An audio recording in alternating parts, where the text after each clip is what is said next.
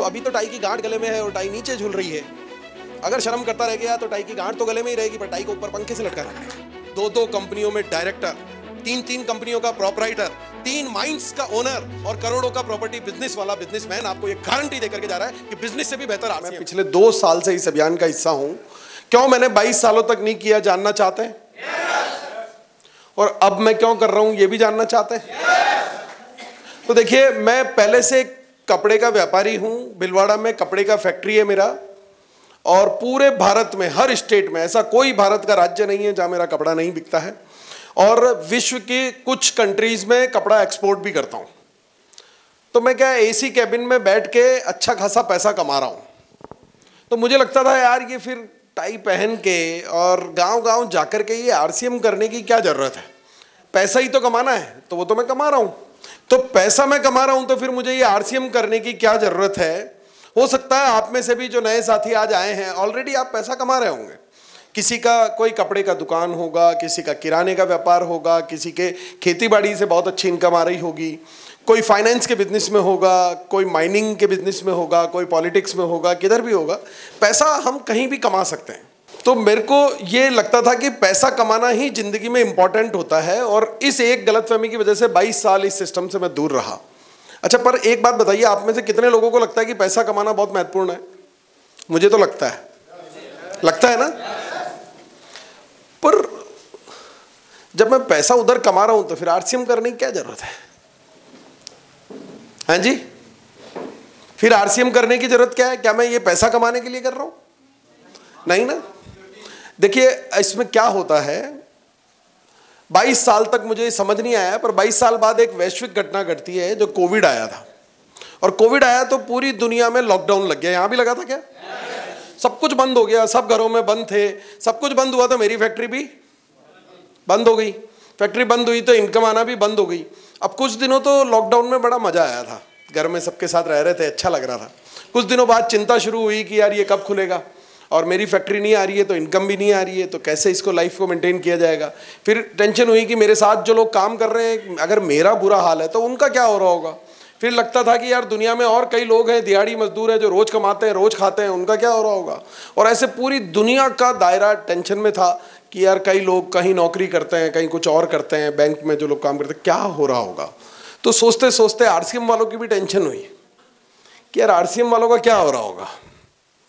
पर मैंने इनको चेक किया था, यार इनके तो मजे हो रहे थे, क्योंकि आरसीएम का कोरोना आ रहा है, पूरी दुनिया बंद है, पर इन लोगों के चेक आना बंद नहीं हुए। उल्टा कोरोना के दौरान इनको डबल फायदा हुआ, काम करना बंद, फील्ड में जाना बंद, और घर में बैठे मजे से पूरे परिवार के साथ मजे ले रहे हैं, सुबह शाम पकवान खा रहे हैं, और चेक पहले से ज्यादा आ रहे हैं। तो पहली बार जिंदगी में मुझे ये लगा कि यार ये इस सिस्टम में कुछ तो बहुत बड़ी पावर है, जिसको मैंने नहीं समझने की गलती अब तक की है। तो ये मेरे को लगा कि इस सिस्टम में कोई बहुत बड़ी पावर है जिसको मैंने अब तक समझा ही नहीं, गलती की है। तो पहली बार इसको समझना शुरू किया। नहीं तो मैं भी आपकी तरह ऐसे मीटिंगों में जाता था, और ऐसी छोटी मोटी मीटिंगों में नहीं जाता था, मैं सिर्फ एनिवर्सरी में जाता था। और उस जमाने में जो एनिवर्सरी होती थी ना, तो रेवाड़ी में एक एनिवर्सरी हुई थी जिसमें 1.5 लाख लोग आए थे, और दिल्ली में जो हर साल एनिवर्सरी होती है लगभग 25-30 हज़ार लोग आते हैं, और पहली लाइन में जाके बैठ जाता हूँ क्योंकि परिवार का हिस्सा हूँ, तो बहुत अच्छा लगता है। पर इतनी एनिवर्सरियों में गया, पर मैं बिजनेस को समझता नहीं था। वहाँ मजा इसलिए आता था कि मेरे परिवार का काम है और बहुत शानदार चल रहा है, और मजा इसलिए भी आता था कि बैकग्राउंड में गाना बहुत जोरदार चलाते थे ये लोग। ये चलाते थे वहाँ पे कि छाबड़ा जी तूने कमाल कर दिया, और मैं भी छाबड़ा हूँ तो अच्छा लगता था, मेरे को मजा आता था। तो ये मैं सुनता था, पर समझने का कोशिश मैंने पहली बार तब की। अच्छा, पहली बार में भी मैंने इसको शुरू तक करना शुरू नहीं किया, 3 साल लगा इसको समझने में कि ये मुझे करना चाहिए कि नहीं करना चाहिए, क्योंकि मैं पहले से कुछ अच्छा कर रहा हूं। जो व्यक्ति पहले से घोड़े की सवारी कर रहा होता है ना, उसकी इच्छा होती है कि अब मैं हाथी की सवारी करूं। वो कभी भी ये नहीं चाहेगा कि घोड़े से उतर के गधे पे बैठ जाऊं। तो मेरे सामने प्रश्न ये था कि यार मेरा करोड़ों का टर्नओवर है, इतनी इनकम मेरे को आती है, क्या इतना आरसीएम मुझे दे पाएगा क्या? और यकीन मानना साथियों, उन 3 साल की रिसर्च की मैंने, एक एक बारीक से बारीक रिसर्च, आरसीएम के पास्ट को देखा, आरसीएम का वर्तमान देखा, आरसीएम का भविष्य देखा, एक एक लीडर की कहानी को देखा, हर व्यक्ति ने कहां से शुरू किया था, आज वो किस मुकाम पर है और क्या वो आगे कितना जा सकता है, उस पोटेंशियल को चेक किया। और 3 साल बाद मुझे समझ में आया कि मैं जो कर रहा हूं वो तो कुछ भी नहीं है, उससे भी कुछ बहुत बड़ा अगर मुझे कुछ दे सकता है तो उसका नाम है आरसीएम। और इसलिए आज मैं उस बिजनेस को पार्ट टाइम करता हूं और इस आरसीएम अभियान का फुल टाइम हिस्सा हूं मैं। तो साथियों, ये आरसीएम अभियान जो है ना, दुनिया में इससे कुछ सरल हो नहीं सकता।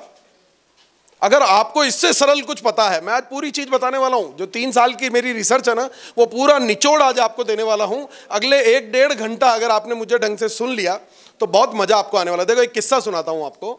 एक औरत थी जो गर्भवती थी और बच्चा होने वाला था। उसको बच्चा होने वाला था, डिलीवरी का टाइम आ गया, लेबर पेन होने लगा, तो डॉक्टर साहब को बुलाया। डॉक्टर साहब अपना अटैची लेकर के आ गए। अटैची लेकर के आए तो उस कमरे में गए जिस कमरे में वो महिला थी, सबको बाहर निकाला। डॉक्टर साहब अंदर। 5 मिनट बाद पसीने से भीगे हुए डॉक्टर साहब बाहर आए। घर वालों ने पूछा क्या हुआ? अरे बोले बाद में बताऊंगा, पहले तुम कोई बड़ा सा पत्थर है क्या तुम्हारे पास? घर वाले टेंशन में बोले पत्थर क्यों मांग रहा है, पर उनको लगा यार ये तो डॉक्टर है, कुछ जरूरी चीज होगी, तो उन्होंने लाके दे दिया। फिर 5 मिनट बाद डॉक्टर साहब फिर अंदर गए पत्थर लेके, फिर पसीने से भरे हुए बाहर आए। घर वाले खुशी से बोले क्या हुआ? अरे बोले तुम्हारे पास आरी है क्या? बोले यार डिलीवरी कर रहा, कर क्या रहा है, आरी मांग रहा है। पर चूंकि उन्होंने सोचा डॉक्टर है, कुछ जरूरी होगा, तो उन्होंने आरी जानते हैं ना, लकड़ी काटने का जो होता है, तो बोले आरी, तो आरी भी लाके दे दी उन्होंने। फिर डॉक्टर साहब अंदर गए, फिर 2 मिनट बाद पसीने से भीगे हुए हाँफते हुए बाहर आए। अरे बोले यार हथौड़ा है क्या तुम्हारे पास? बोले डॉक्टर साहब ऐसी की तैसी, पहले ये बताओ कि हो क्या रहा है। बोले साला अटैची खुले तो बताऊं ना कि हो क्या रहा है। तो देखो, सफलता आज यहां पे भी जन्म लेगी, पर जब अटैची खुलेगी, यानी कि आपका ये दिमाग का ताला खुलेगा, तो सफलता जन्म लेगी, वरना कुछ भी नहीं होने वाला है। ये आरसीएम कोई बिजनेस नहीं है, कोई मेंबर जोड़ने की स्कीम नहीं है। अगर जो बिजनेस समझ के यहाँ आया है, या जिसने भी आपको ये बिजनेस समझाया है, शायद उन्हें ये पूरी जानकारी नहीं है। पिछले मैं अपने उन 3 सालों के रिसर्च और 2 साल से इसमें काम करने के एक्सपीरियंस के माध्यम से मैं आपको बताना चाहता हूँ कि ये दुनिया का सबसे सरल, सबसे आसान और सबसे महान अभियान है। और इस अभियान के 3 मुख्य बिंदु हैं। वो है, पहला है स्वास्थ्य रक्षा। क्या है जी? स्वास्थ्य रक्षा पर हम किस प्रकार से काम करते हैं मैं आपको बताता हूं। पहला तो मुझे बड़ी खुशी हुई कि जिस तरह से आप तालियां बजा रहे हैं, ऊर्जा दिखा रहे हैं, आप लोग जिंदा हैं। पर जिंदा रहने के लिए, जिंदा क्यों हैं? क्या किया आपने ऐसा कि आप जिंदा हैं? खाना खाया आपने, है ना? सही है, नहीं तो भूखे मर जाते। बात सही है एकदम। सर के लिए तालियां बजा दो यार। अच्छा, जिंदा हो, करते क्या हो आप लोग रोजाना अपनी जिंदगी से चेक करो। आगे भी जिंदा रहना चाहते हो तो करना क्या पड़ेगा उसको भी चेक करो। क्या आप रोज नहाते हो? यानी कि आप नहाते भी हैं, फिर खाना भी खाते हैं, फिर कपड़े भी पहनते हैं। ये तो करना ही है ना। अगले 30-40 साल 50 साल और जिंदा रहेंगे तो ये तो करना ही पड़ेगा ना। या कोई व्यक्ति कहेगा मैं तो नहीं नहाऊंगा सर, आज से कपड़े पहनना छोड़ दूंगा सर, खाना खाना छोड़ दूंगा सर, हो सकता है क्या ऐसा? नहीं ना। तो आरसीएम में जितने उत्पाद हैं, जितने उत्पाद, आप अगर सवेरे उठ करके चाय पीते हैं तो आरसीएम में मौजूद है, आप अगर ब्रश करते हैं तो आरसीएम में मौजूद है, टूथपेस्ट आरसीएम में मौजूद है, नहा दो साबुन मौजूद है, शैम्पू मौजूद है, कंडीशनर मौजूद है। आप अगर भगवान को अगरबत्ती करते हैं, इबादत करते हैं, तो साला इसमें अगरबत्ती मौजूद है। उसके बाद अगर आप नाश्ता करते हैं तो प्रोटीन मौजूद है, आप खाना खाते हैं तो आटा दाल चावल मौजूद है, कपड़े पहनते हैं तो sari salwar suit pant shirt kurta pyjama जूते चप्पल मोजे टाई बेल्ट मौजूद है, जो जिंदा रहने के लिए जरूरी है कि नहीं है? तो ये बताइए कि अगर आप केवल आरसीएम के प्रोडक्ट के साथ जिंदा रहते हैं, दुनिया में अब तक आपने 30 40 50 साल तक आप जिंदा थे, लाखों रुपए के सामान आए घर में, क्या 1 रुपया भी उसके बदौलत आया क्या? पर यहाँ काफी सारे लोग ऐसे बैठे हैं जिन्होंने कुछ सालों से सिर्फ आरसीएम का सामान लेना शुरू किया और साला बंगला बन गया, गाड़ी बन गई, लाखों आ गए, करोड़ों आ गए, फिर भी हमें समझ नहीं आ रहा कि हमें ये प्रोडक्ट यूज करने चाहिए कि नहीं करने चाहिए, है ना जी? तो ये प्रोडक्ट है, तो जीवन जीना कोई व्यापार है क्या? बस आरसीएम के प्रोडक्ट के साथ ही जीवन क्यों जिए? सवाल तो इतना सही है ना। जिंदा तो रहना है तो ये तो सामान यूज करने ही पड़ेंगे, नहाना पड़ेगा, खाना पड़ेगा, कपड़े पहनने पड़ेंगे। पर क्यों आरसीएम के ही पहने, सबसे जीवन में महत्वपूर्ण सवाल ये होता है। और आरसीएम के प्रोडक्ट बनाते वक्त कंपनी ध्यान रखती है कि वो प्रोडक्ट ऐसे हो जो डेली काम में आने वाले प्रोडक्ट हो। कोई प्रोडक्ट ऐसा नहीं है कि आप घर पे ले जाके सोचो कि साला यार इसको किसको ले जाके दूं। आप खाएंगे खत्म हो जाएगा, आप यूज में लेंगे खत्म हो जाएगा। आपकी रोजाना की जिंदगी में वो काम आता ही आता है। दूसरा, वो प्रोडक्ट आपको हेल्दी हो, किसी प्रकार की मिलावट नहीं हो, आपके स्वास्थ्य को कोई नुकसान नहीं पहुंचे, इस चीज का ख्याल रखा जाता है। क्वालिटी इतनी शानदार हो कि अमीर से अमीर व्यक्ति ये नहीं कह सकता कि यार आपका तो प्रोडक्ट घटिया है, मैं तो इससे महंगे और शानदार प्रोडक्ट लेकर के आता हूं और इतनी वाजिब कीमत पर उपलब्ध कराए जाते हैं कि सबसे निम्न आय वर्ग वाला व्यक्ति ये नहीं कह सकता कि यार इतना महंगा तो मैं अफोर्ड ही नहीं कर सकता। इन सारी चीजों का ध्यान रखा जाता है। मैं अब आप लोगों को ये बताता हूं कि आपने दुनिया में कई लोग ऐसे देखे होंगे, कई व्यक्ति, कई महिलाएं, कई पुरुष आपने ऐसे देखे होंगे जिन्होंने जिंदगी में पान नहीं खाया, गुटखा नहीं खाया, शराब नहीं पी, तंबाकू नहीं खाया, बीड़ी सिगरेट कुछ भी यूज नहीं किया, कोई नशा नहीं, कोई व्यसन नहीं, फिर भी उनकी मृत्यु हो जाती है कैंसर से, हार्ट अटैक आ जाता है, लीवर फेल हो जाता है। और ये लीवर फेल वाला जो है ना, एक शराबी मेरा दोस्त मैंने मिला, जो मैंने कहा शराब मत पिया कर लीवर फेल हो जाएगा। बोले लीवर तो उसका भी फेल हो गया जो शराब नहीं पीता, मेरे को तो पीने दे, कह रहा था, है ना।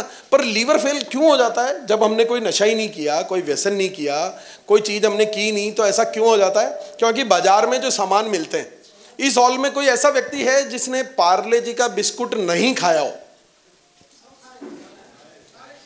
सबने खाया है। अच्छा, एक पार्ले जी के बारे में एक बात आपको बताना चाहता हूं, उदाहरण के तौर पर मैं आपको बता रहा हूं। एक महीने में पार्ले जी कंपनी 1 लाख बिस्कुट के पैकेट बनाती है और बाजार में पार्ले जी के 10 लाख पैकेट बिकते हैं। तो ये 9 लाख कहां से आ रहे हैं जी? नकली। कहां से आ रहे हैं? अधिक मुनाफा कमाने के लिए कुछ लोग उसको नकली बनाते हैं, जो आपको दिखेगा पैकिंग बिल्कुल पार्ले जी असली जैसा। मैं दावे के साथ कह सकता हूं, मेरे सहित एक भी व्यक्ति इस हॉल में ऐसा नहीं है जिसने अपनी जिंदगी में वो नकली पार्ले जी नहीं खाया हो। सबके पेट में गया है। और फिर हमारे को धीरे धीरे धीरे धीरे इस तरह की गंभीर बीमारियां, चूंकि नकली उत्पाद हम खाते हैं, तो हो जाती है। बाजार में और कई सारी चीजें। ये एक मसाले का वीडियो है, मैं आपको दिखाने की बजाय मैं आपको बता देता हूं कि मसाला बनाने में क्या होता है। धनिया पाउडर जो होता है ना, धनिया पाउडर में घोड़े और गधे की लीद मिलाई जाती है। ईंट जो है ना, ईंट का बुरादा मिलाया जाता है मिर्च के पाउडर में, और साइट्रिक एसिड और लेड मिलाया जाता है हल्दी के अंदर, जिनसे गंभीर बीमारियां होती है। और हम लोग मजे से चटकारे ले लेकर उन मसालों को खाते हैं। आप किसी कंपनी का ब्रांड का लेकर के आ रहे हैं, पैकिंग वही है, ब्रांड वही लिखा हुआ है, पर अंदर मिलावट है।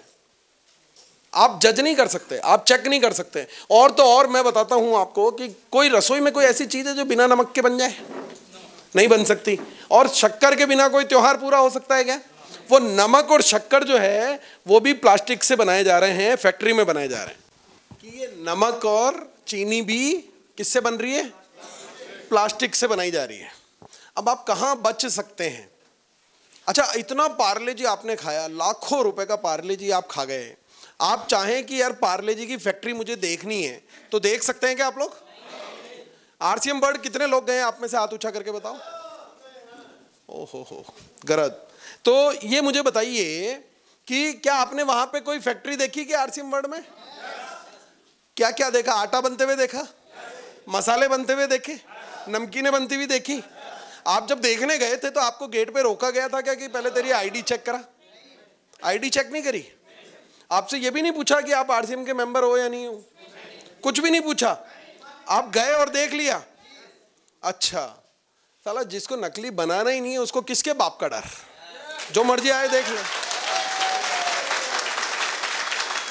जो मर्जी आए, चाहे वो आरसीएम अभियान का हिस्सा हो, नहीं हो, जुड़ा हो, नहीं जुड़ा हो। रोजाना हजारों की संख्या में एकेडमी के रूप में वहां पूरे भारतवर्ष से लोग पहुंचते हैं और उनसे एक सवाल नहीं किया जाता, और वो जिस मर्जी चाहे प्लांट में घुस करके वो प्लांट देख सकते हैं, अपनी आंखों से ये उत्पाद बनते हुए देख लेते हैं। और जिसने अपनी आंखों से बनते हुए देख लिया, वो कभी नहीं चाहेगा कि मेरी बहन के घर में कोई दूसरी कंपनी के मसाले आ रहे हों। वो कभी नहीं चाहेगा कि मेरे ननिहाल में कोई दूसरी कंपनी का तेल यूज हो रहा हो। चाहेगा क्या? और जब वो चाहता है, अपने ननिहाल में कहता है कि यार तेल खाना है तो आरसीएम का ही खाना, मैं आपके हाथ जोड़ता हूं। अपनी बहन को कहता है कि मसाले आटे तो तू आज से आरसीएम के ही खाएगी, मैं तेरे हाथ जोड़ता हूं। तो क्या वो कोई व्यापार कर रहा है क्या? नहीं ना। आप जो ये आरसीएम के उत्पाद, जो फैक्ट्रियां आपने भिलवाड़ा में देखी होंगी, ये उत्पाद अगर आप किसी के घर में पहुंचाते हैं ना, तो आप पैसे कमाने का जरिया नहीं है, बल्कि आप उसके पूरे परिवार को heart attack, liver failure, kidney failure, cancer जैसी गंभीर बीमारियों से बचाने का काम करते हैं। यानी कि अगर आप आरसीएम के उत्पाद इस दुनिया तक पहुंचा रहे हैं तो आप दुआएं कमाने का काम करते हैं।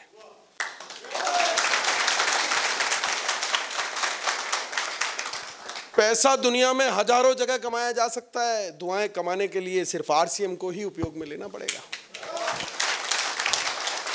अब दूसरा बिंदु आता है स्वावलंबन। स्वावलंबन यानी कि किसी को फाइनेंशियली, पैसे के तौर पर मजबूत बना देना, किसी को सेल्फ इंडिपेंडेंट यानी कि आत्मनिर्भर बना देना, कि वो अपना खुद कमाए, खुद खा सके, स्वावलंबी बन जाए, किसी के सामने उसको हाथ नहीं फैलाना पड़े।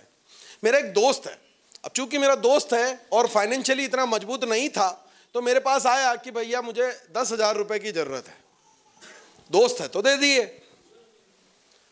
उसने कहा मैं महीने 2 महीने में आपको लौटा दूंगा। 2 महीने बाद वापस आया, मैंने सोचा पैसे लौटाने आया, पर उसने कहा कि यार मुझे एक 10,000 रुपए की और जरूरत है। मैंने कहा यार पहले वाले, बोले दोनों एक साथ में लौटा दूंगा। मैंने कहा ठीक है ले जा, फिर दे दिए। फिर 2 महीने बाद फिर आया तो खुशी हुई कि यार चलो अपने 20,000 रुपए वापस लौटाएगा ये।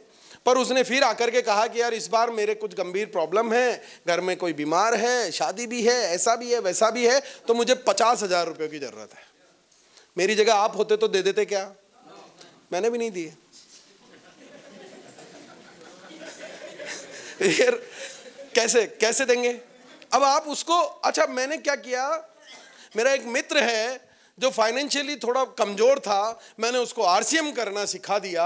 आज 2 साल 2.5 साल में वो आरसीएम का टेक्निकल है, 2 लाख रुपए महीने जैसी शानदार इनकम आती है। और अकेला टेक्निकल नहीं है, उसकी टीम में कई सारे रॉयल्टी है, कई सारे वाइटल हैं, और अपने साथ साथ लाखों लोगों को वो सक्षम बना रहा है। तो बताइए क्या करना चाहिए? पैसे उधार देने चाहिए दोस्त को, कि आरसीएम करना सिखा देना चाहिए? तो ये होता है स्वावलंबी बनाना, और ये कर रहा है ये आरसीएम।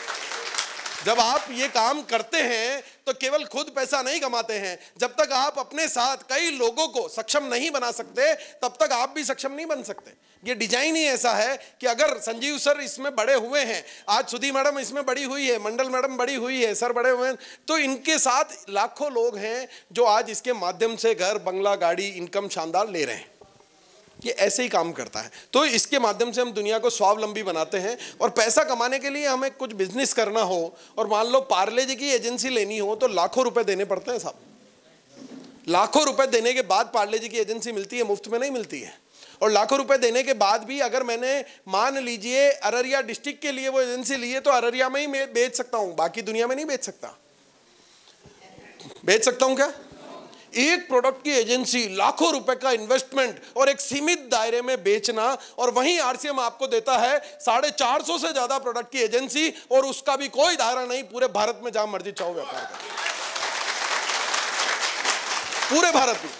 और ऐसा नहीं है कि आपका मिलने वाला कोई कश्मीर में रह रहा है या केरल में रह रहा है, तो आपको खुद को उठा करके वो प्रोडक्ट ट्रांसपोर्ट में रखकर उस तक पहुंचाना है या घर जाकर के देके आना है। आपको नहीं करना है ये काम, ये व्यवस्था आपके लिए कंपनी ने ऑलरेडी कर रखी है। पूरे भारत में कंपनी के 160 से ज्यादा डिपो हैं, पूरे भारत में 10,000 से ज्यादा रिटेल आउटलेट, जिन्हें हम वंडर वर्ल्ड कहते हैं, वो मौजूद है। पूरे भारत में 1.5 लाख से ज्यादा डिस्प्ले वॉल्स है, जहां लोग घर में ये उत्पाद रख करके अपने लोगों तक पहुंचाते हैं। और आदरणीय सौरभ सर ने एक शानदार सिस्टम शुरू कर दिया कि साला मोबाइल एप्लीकेशन में एक बटन दबाओ और घर पे होम डिलीवरी मंगाओ।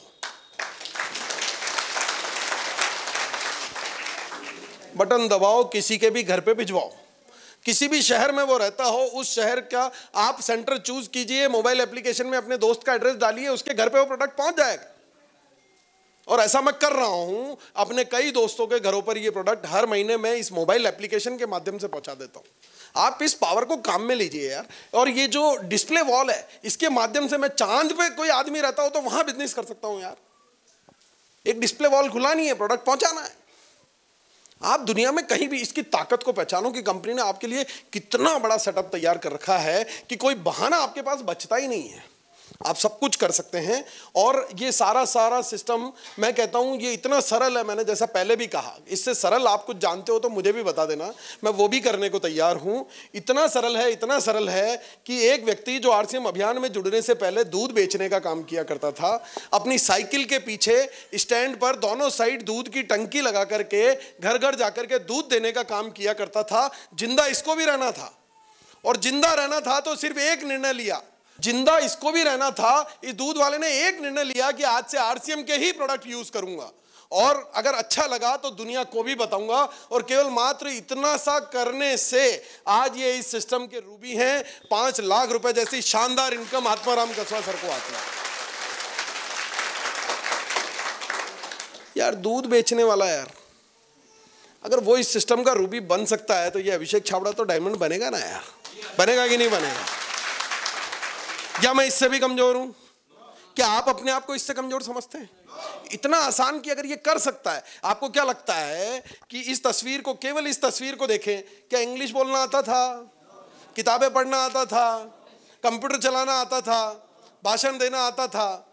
आरसीएम में आ जाओ, आप सब कुछ सीख जाओगे, कोई दिमाग का बैरियर नहीं है। आप में से तैरना किसको आता है जी? आता है, बहुतों को आता है भैया। आप मुझे यहां कमरे में तैरना सिखा सकते हो क्या? उसके लिए क्या करना पड़ेगा? तो साला आरसीएम कैसे सीख जाओगे? आरसीएम में आओगे और सीख जाओगे,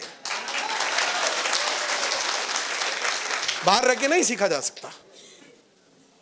अच्छा बताइए, नौकरी अच्छी होती है कि बिजनेस? बिजनेस अच्छा होता है। मैं 2 कंपनियों में डायरेक्टर, 3 कंपनियों का प्रोपराइटर, 3 माइंस का ओनर और करोड़ों का प्रॉपर्टी बिजनेस वाला बिजनेसमैन आपको ये गारंटी देकर के जा रहा है कि बिजनेस से भी बेहतर आरसीएम है। जानना चाहते हैं कैसे? जानना चाहते हैं? तो मैं देखो, बिजनेस से भी बेहतर आरसीएम ऐसा है कि मैंने आज के 20 साल पहले कपड़े का व्यापार शुरू करने के लिए 4 करोड़ रुपए लगा करके एक फैक्ट्री, 20 साल पहले 4 करोड़ लगा करके मैंने ये फैक्ट्री की शुरुआत की। अब फैक्ट्री ऐसे ही नहीं लग गई कि 4 करोड़ रुपए दिए इधर फैक्ट्री चालू, नहीं, ये कोई साबुन नहीं है कि पैसे दिए साबुनात में। मैंने सबसे पहले एक जमीन खरीदी। जब जमीन खरीदी तो वो जमीन खेती हरी जमीन थी, तो उसको इंडस्ट्रियल कन्वर्ट कराना पड़ा, ऑफिसों के चक्कर काटने पड़े। फिर जब इंडस्ट्रियल की परमिशन उस पर मिली तो एक बिल्डिंग बनाई गई। बिल्डिंग बनाने के बाद उसमें मशीनें विदेश से इंपोर्ट की गई, विदेश से लोग आए, उन्होंने मशीन को इंस्टॉल किया, भारत के लोगों को उस मशीन को चलाते कैसे हैं ये सिखाया, और जब सीखे तो रॉ मटेरियल मंगाया गया और कपड़ा बनाया गया।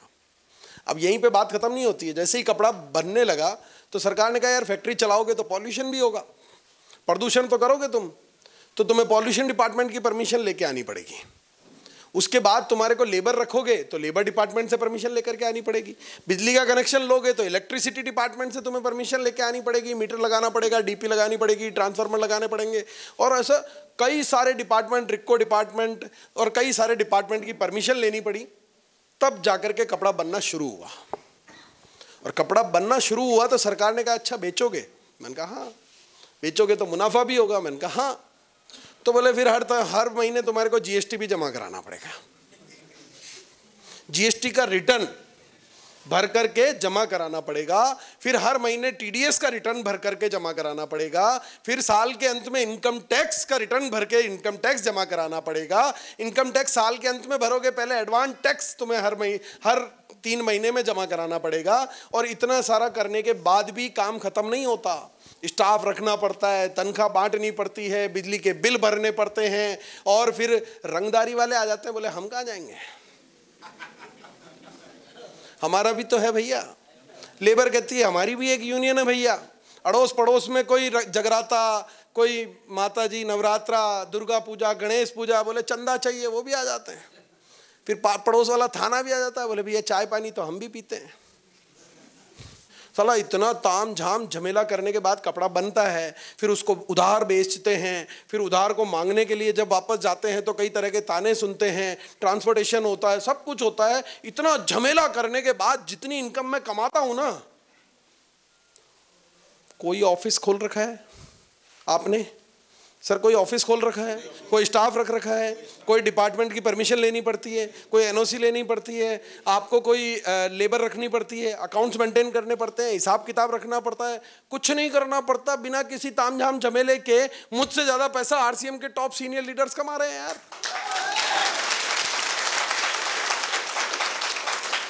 तो अभी देखो फैक्ट्री चल रही है, आप बता दो मुझे क्या करना चाहिए अपना बिजनेस की आरसीएम? आप कह रहे हो इसलिए अब मैं आरसीएम ढंग से और करूंगा, है ना? आप कह रहे हो इसलिए। और ऐसा नहीं है, आरसीएम में एक और दिक्कत होती है कि यार मुझे एक ही चीज खटकती रही उन 3 सालों में कि आरसीएम के लोग कहते हैं हम कर रहे हैं नए भारत का निर्माण। क्या कहते हैं बाबूजी? नए भारत का निर्माण। मैंने कहा यार ये कैसे करोगे तुम लोग? मेरे जैसे बड़े बड़े इंडस्ट्रियलिस्ट जो लाखों करोड़ों का टैक्स भरते हैं, उनके टैक्स के पैसों से रोड बनता है, स्ट्रीट लाइट लगती है, कॉलेज खुलते हैं, स्कूल खुलते हैं, हॉस्पिटल बनते हैं, बांध बनते हैं, आपके घरों तक लाइटें पहुंचती है, पानी पहुंचता है, हमारे टैक्स के पैसों से होता है यार भारत का निर्माण। आरसीएम अकेला कैसे कर रहा है भारत का निर्माण?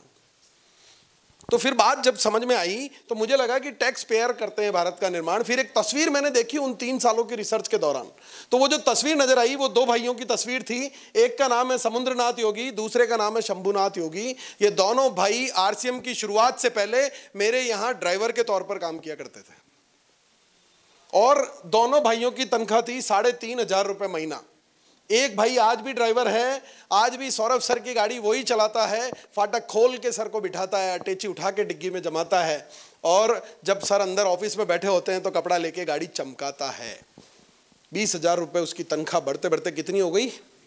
20,000 रुपये महीना। और वहीं ये दूसरा भाई जिसने निर्णय लिया कि मुझे तो अब आरसीएम अभियान का हिस्सा बनना है, आरसीएम के प्रोडक्ट खाना शुरू किया, लोगों को बताना शुरू किया, इसकी 1 महीने की इनकम है 2.5 लाख रुपए महीना।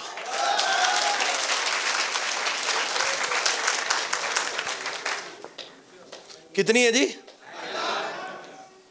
सोचो यार, ड्राइवर ही रह जाता तो 20,000 तो मिलता, फिर हमारे सामने कभी बैठने की हिम्मत नहीं करता, पर आज ये समुद्रनाथ योगी टीसी सर के साथ बैठ करके चाय पीने की हिम्मत रखता है।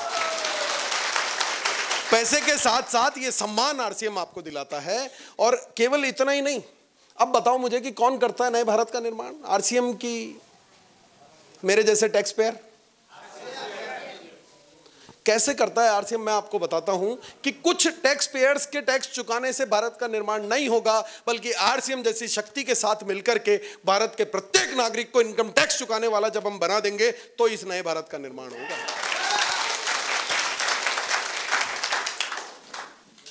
और इन्वेस्टमेंट कुछ पैसा लगता है जी आपका? 1 रुपए का इन्वेस्टमेंट नहीं लगता। पर मैं बिजनेसमैन आदमी, बढ़िया आदमी, मेरे दिमाग में एक टेंशन, साला भीख मांगने के लिए भी पहले एक चटाई और कटोरा खरीदना पड़ता है। खरीदना पड़ता है कि नहीं खरीदना पड़ता? तो ये बिना इन्वेस्टमेंट के लोग करोड़पति कैसे बन रहे हैं? साला भीख नहीं मांग सकता बिना इन्वेस्टमेंट के आदमी। पर मुझे समझ में आया कुछ तो इन्वेस्ट करना ही पड़ता होगा। मैं रिसर्च करता गया, 3 साल सोचता गया और मेरे को समझ में आई कि आरसीएम में सक्सेसफुल होने के लिए धन इन्वेस्ट करने की नहीं, मन इन्वेस्ट करने की जरूरत होती है। और जिसने जितना मन लगा रखा है उसको उतना ही ज्यादा रिटर्न आ रहा है। आपका मन का इन्वेस्टमेंट देख लेना, जिसका मन का इन्वेस्टमेंट कम है उसको इनकम कम है। बात समझ में आ रही है जी? ये तस्वीर गौर से देखें आप। धन नहीं था इस व्यक्ति के पास लगाने को। मैं जिस एक फैक्ट्री का मालिक हूं, ऐसे ही भिलवाड़ा शहर में ये एक फैक्ट्री में कर्मचारी के तौर पर काम किया करते थे। 7-8 हज़ार रुपये महीना इनकी तनख्वाह हुआ करती थी और धन नहीं था, मन था। मन लगा करके काम किया तो आज उसी भिलवाड़ा शहर में जहां ये 7,500 रुपये महीने की नौकरी किया करते थे, उसी शहर में ये रहते हैं 25 करोड़ के मकान में। आप में से किसने मुकेश कोठारी सर का बंगला देखा है? देखा है? मैं झूठ तो नहीं बोल रहा हूं। और जितने लोग भिलवाड़ा जाएं, इस बार मुकेश कोठारी जी का बंगला जरूर देख करके आएं। और जब इस बंगले के सामने खड़े हों तो अपने दिमाग में तस्वीर ये वाली याद रखना कि साला 7,000 रुपये महीने कमाने वाला व्यक्ति अगर ऐसा कर सकता है तो मैं भी। आज वाले मुकेश कोठारी सर को देखेंगे ना, डर लगेगा कि ये नहीं हो सकता। पर इस तस्वीर को देखेंगे ना तो लगेगा साला इसने कर लिया, मैं भी कर लूंगा। है ना? बात समझ में आ रही है जी? ये एक और चीज बताता हूं आरसीएम में क्या होता है, शुरू शुरू में एक बहुत बड़ी टेंशन ये होती है कि यार ये टाई पहननी पड़ती है, ये कोट पहनना पड़ता है ना, शर्म आती है ना। मेरे को भी 22 साल तक लगता था कि यार ये टाई हटा दो ना यार। क्या लगता था? हाँ, एक कारण ये भी था नहीं करने का कि ये टाई क्यों पहननी पड़ती है। पर फिर मुझे टाई कैसे पहनते हैं हम, यहाँ गले में गांठ लगाते हैं और टाई ऐसे नीचे झूल रही है, ऐसे ही पहनते हैं, सभी ऐसे ही पहनते हैं टाई। अब ये क्या हुआ, मैंने कहा यार 23 साल में अगर ये आदमी 25 करोड़ के मकान में आ गया तो इसका मतलब आरसीएम से अगले 10-15 साल में इसके घर के बाहर एक हवाई जहाज भी आ जाएगा। तो अभी तो टाई की गांठ गले में है और टाई नीचे झूल रही है। अगर शर्म करता रह गया तो टाई की गांठ तो गले में ही रहेगी, पर टाई को ऊपर पंखे से लटकाना पड़ेगा। उस दिन मुझे समझ में आ गया कि पुराने व्यक्ति जो कहावतें बना के गए हैं वो कहावतें यूं ही फिजूल नहीं हैं। और मैंने उस दिन समझ लिया, वो कहावत है कि जिसने की शर्म उसके फूटे। तो मैंने उसी दिन शर्म को छोड़ करके टाई पहन करके आ गया। ये टाई पहनना बहुत जरूरी है। कईयों को लगता होगा यार ये क्यों जरूरी है, अभी भी वो मेरे को चैलेंज कर रहे होंगे मन ही मन में कि क्यों जरूरी है। अरे एक बात बताइए कि हॉस्पिटल में डॉक्टर एक कोट पहनता है, क्यों? चड्डी बनियान में भी तो कर सकता है आपका ऑपरेशन, वो कर सकता है कि नहीं कर सकता है, फिर क्यों कोट पहनता है? एक पुलिस वाला क्या अपना कानून बिना वर्दी के नहीं चला सकता? आपका बच्चा जो स्कूल पढ़ने जाता है उसको आप रंग बिरंगे कपड़ों में भेज दो ना, क्या फर्क पड़ता है? फर्क कुछ नहीं पड़ता। बात वो की वही है, पढ़ाई तो वो की वही मिलेगी, पर जब हम इस वर्दी में होते हैं तो हमें एहसास होता है कि इस वक्त ये काम मेरी जिम्मेदारी है। तो इसलिए वर्दी जरूरी होती है। एक और तस्वीर आपको दिखाता हूं, ये तस्वीर गौर से देखो। धन नहीं था लगाने को, धन नहीं था। 1500 रुपए महीने की नौकरी किया करते थे, इस तरह की सेमिनार सुनने के लिए साइकिल से आते थे और केवल मन लगा करके काम किया। तो आज जहां भी सेमिनार देने जाते हैं खुद की मर्सिडीज कार से जाते हैं। तो सक्सेसफुल होने के लिए धन लगाने की आवश्यकता नहीं है, मन लगाने की आवश्यकता है। बात समझ में आ रही है जी?